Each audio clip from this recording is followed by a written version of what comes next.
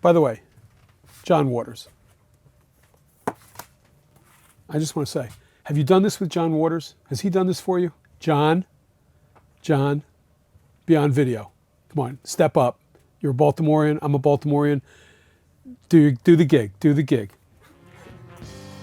John.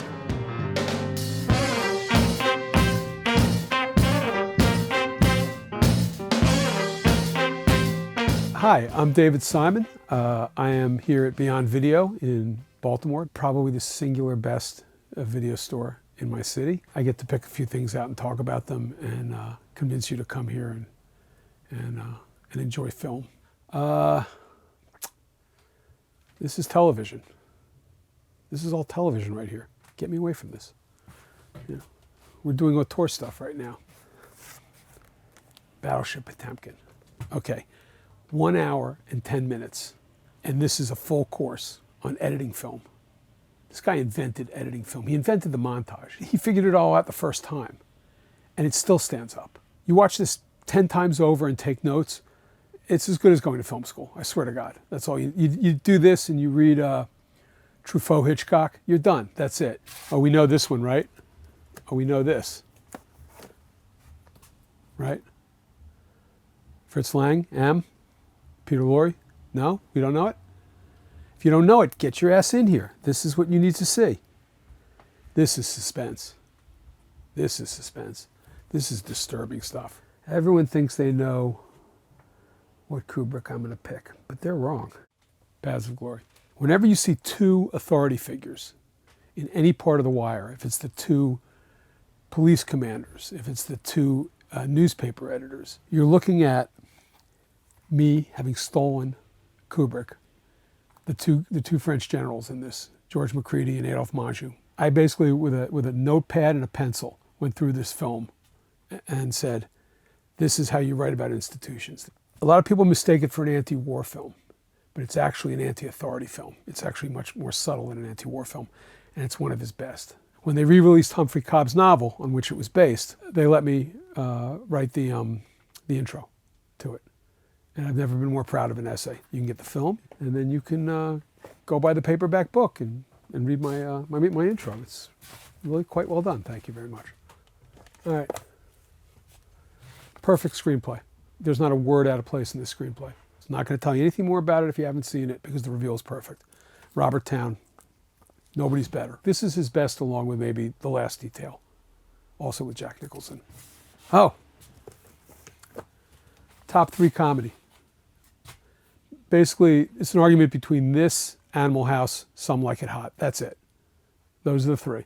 The greatest newspaper script ever written. Sometimes when I want actors to say lines faster, I want the dialogue to move, I want that urban sense of running into each other's lines, I say take it up to Howard Hawks speed, His Girl Friday speed, because the dialogue comes so fast in this. It's just great. To a lot of us postmoderns, John Wayne feels a little dated as an actor. He feels like he did the same role 14 different times, same delivery, same vibe. Every now and then he threw something at you, you realized, oh my God, the guy's an actor. This is it. This is John Ford's love letter to Ireland, which is truly a wonderful film. For once in your life, you're transported by the likes of John Wayne. It's really first-rate acting, and it's beautifully directed. I guarantee you're going to get to the end of it, you're going to say, wow, I wasn't expecting that from John Wayne, or from John Ford, maybe. Really one of my favorite films. Everyone talks about Wilder's great films, and there's so many of them. He's a guy who could direct anything. He had such wit, but this is the one I'm going to tell you about because you probably haven't heard about it. 1, 2, 3. You had to come from Eastern Europe originally and understand sort of the communist ethos, the Marxist ethos, to make a film this funny. Jimmy Cagney plays a Coca-Cola executive in Berlin, in divided Berlin. It is so genuinely funny and so playful about communism versus capitalism. It's kind of been lost because, the Cold War's over, and so nobody thinks about the dynamics of the Cold War as being comedy, but everybody's intensely hilarious and intensely human. It's a great film. 1, 2, 3 by Billy Wilder. Okay, everyone's got their favorite Joel and Ethan Coen film. I have 14 favorites. This one, if you haven't seen it, this is magical. It's the story of Job in a Jewish suburb. in Minneapolis in the late 60s, early 70s. Don't we all love the story of Job? Most unfair gig in the Bible was the book of Job. This guy gave me my career in television. I'd still be a newspaper reporter. I'd still be on the desk at the Sun, maybe on the copy desk bumming cigarettes from younger reporters now. But the bottom line is that Barry Levinson bought one of my books, a book called Homicide, and he made it into the TV show NBC, and he let me have a shot at writing a couple of scripts, him and Tom Fontana. So now the last 30 years I've been able to pretend that I know what I'm doing in film because of this guy. So I have to do one of his films, but I love this film. Everyone in Baltimore knows this is magic. This is pure magic.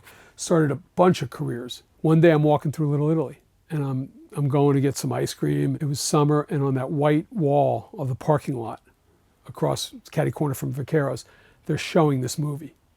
And everyone's brought their lawn chairs out in Little Italy, and they're just watching Diner against the side wall of a restaurant. And everybody knows every line of dialogue. That's how Baltimore this movie is. Has he done this gig? No. Barry, come on. Barry, Beyond Video. Come on down. Come on down. Barry, come on. It's a wonderful tale of police corruption. True story based on a book. A rogue high-end drug unit that went bad. There was a very similar story here in Baltimore. So I had the opportunity for HBO to make We Own This City. And because I love this film so much, Treat Williams, who is the lead in this, plays one of the corrupt detectives and played it beautifully. I got a chance to cast him. And I called him up and I said, I so love Prince in the City that you have to do this role. And he was in Baltimore to do it. So the late, great Treat Williams. I think everybody in the last 30 years has seen this except me. I walked right past this. I never watched it. My daughter, now 15, had me watch this for the first time. And I didn't realize how perfect a transposition of Shakespeare it was. It's really a wonderful film, very beautiful. My daughter's a cinemaphile. She's the one dragging me into new places now. This is not a David Simon watch normally. She got me. All right, I'm in the horror section, which is not normally where I go. I'm a little bit of a fraidy cat when it comes to horror. I'm not really good with it. I have to admit, I've avoided a lot of horror. My daughter has taken on horror as one of her favorite genres, and she's making me watch little bits of it.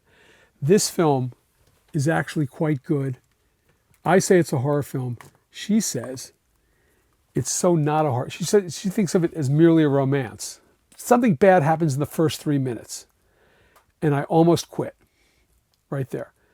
But the film was so good, I got to the end and I realized I don't care whether she defines it as horror or not horror. I just watched a horror film. I don't know what's coming next. I don't know. It's probably going to be something way more gruesome, but just an incredible film. I was really surprised by it. And again, I needed my daughter to drag me into that world. Let's see, what do we got?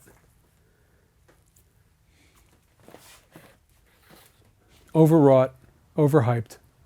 You can do better. I would suggest Treme. Treme instead. Yeah, Treme. No, you've heard too much about this one already. Okay, so this is today's rentals. My daughter wants to watch this. She's a Bob Fosse fan. This is Liza with a Z. So we'll be watching the great Liza Minnelli in her prime. This one I'm going to make her watch. This is James Joyce's The Dead, filmed by John Huston with Angelica Houston. Angelica Houston playing the lead, based on the short story from Dubliners, which is an incredible story and so beautifully filmed. And we'll see what my daughter says about that. And then she's a Greta Gerwig fan. So that's the way it is when you have a 15-year-old daughter, and she gets 2 to every one that you have. You know, I'm lucky I get the 1.